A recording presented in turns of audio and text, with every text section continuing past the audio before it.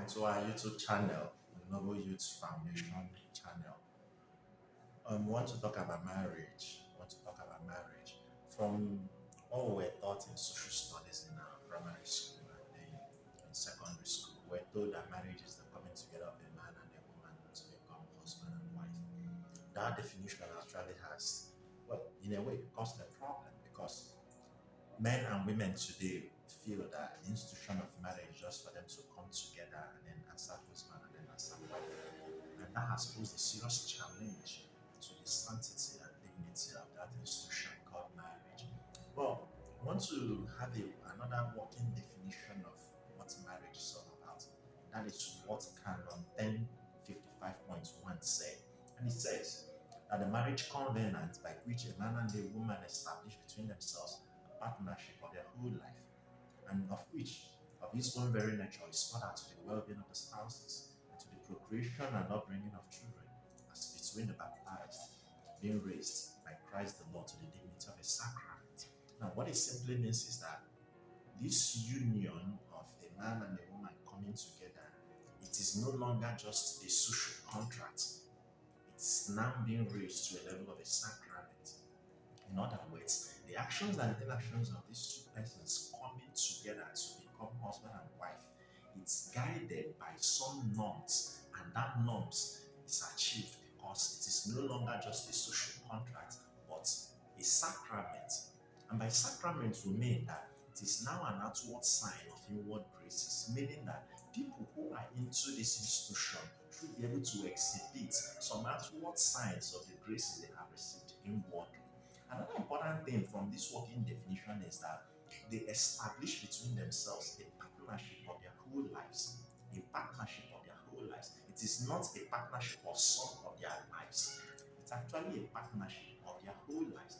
And when we say it's a partnership of their whole life, we are looking at the individual in his or her full entirety, both the past, the present, and the future. In other words, the two are sharing not just their past, not just their present, and not just their future. They are sharing their entire life. Another important thing again is the essence of this union, the essence of establishing a marriage. And it said the well-being of the spouses. So if you are saying yes to a man, if a man is proposing marriage to a woman, are you actually going into that union with this person with the intention of making your partner a better person? Remember, the purpose is actually for the well-being of the spouses. By its own nature, it is ordered for the well-being of the spouses. And then, procreation and training of these children. You don't just give birth to children and then throw them into the streets.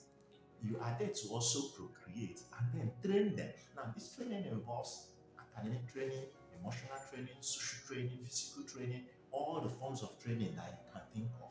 You are training these children to become the best version of themselves. You are training them to become who God, through the activities of man, actually intended them to become.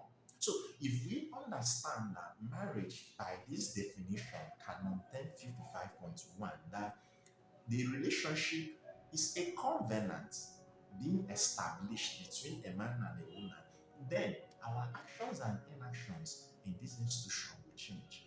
We will no longer hear about I am the man, I am the woman, because by default, you are establishing a covenant. And in covenant, it's all about the essence of establishing that covenant. And from this definition, we've seen that the essence of this covenant is for the well-being of the spouses and procreation and upbringing of children. So, how do you approach your own union? Do you approach it from the perspective of being a sacrament? Is it actually a covenant? Is it actually between a man and a woman, a partnership between a man and a woman? So these are some of the questions and reflections we'll be having in our subsequent videos. What do we mean when we say that marriage is a covenant? What do we mean when we say marriage is a covenant? When we say it's a partnership between a man and a woman of their whole lives, what do we actually mean? When we say it is ordered for the good of the spouses, what do we mean? When we talk about training of children, what does it actually mean to train children? And above all, many have been asking, since I've paid the bride price of my wife, What's the need again of going to church?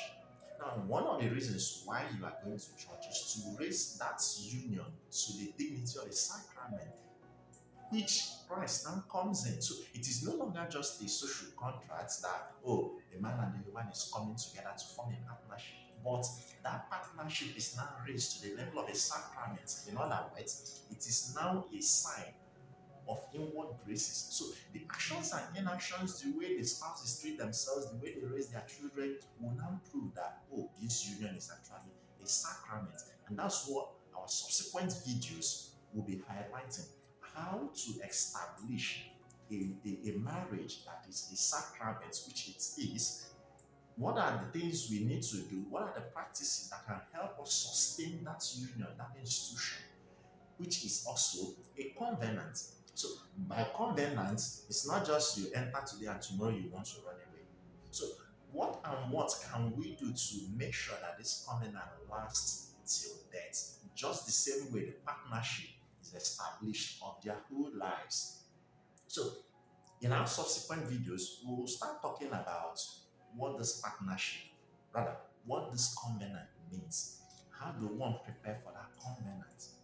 And subsequently, we'll talk about partnership. What does it mean for the two to partner together?